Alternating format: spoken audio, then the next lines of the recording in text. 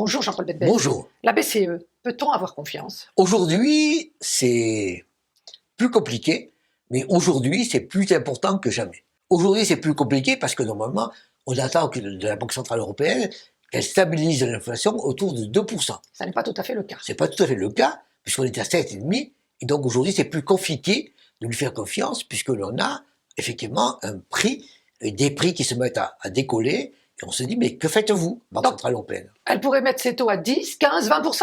Si elle n'utilise que l'arme des taux d'intérêt, on pourrait dire il faut que vous calmiez le jeu. Allez-y, 5, 10, 15%, comme à l'époque aux États-Unis, on avait calmé l'inflation de manière violente, mais à ce moment-là, vous avez la récession qui arrive immédiatement.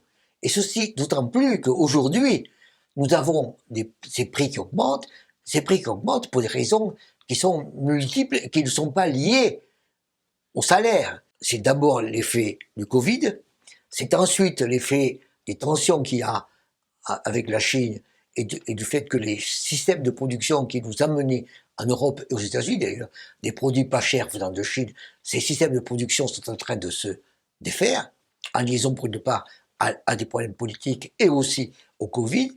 Et troisième élément, très important, la guerre en Ukraine qui fait monter les prix du gaz, les prix de l'électricité et les prix des produits alimentaires.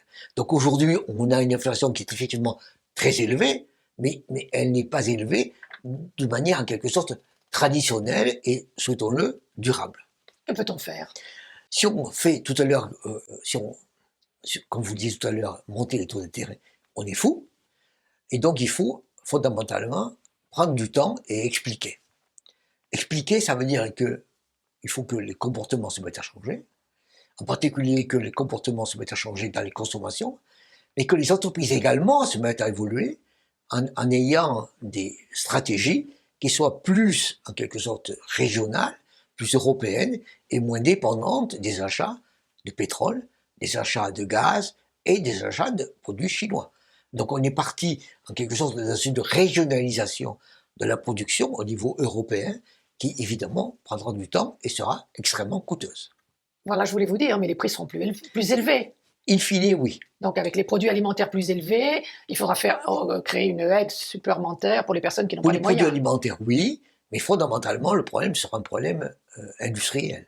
C'est-à-dire qu'il faudra beaucoup investir et beaucoup former pour que les nouvelles technologies se mettent en place et que l'on ait une économie en quelque sorte plus moderne, encore plus moderne, plus efficace et qui permettent en quelque sorte d'absorber les effets conjoints du Covid, de la Chine et de l'Ukraine.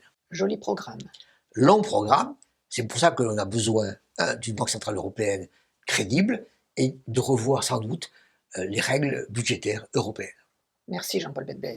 Je vous invite à vous abonner, je vous invite à liker, je vous invite à en parler, je vous invite à faire des commentaires.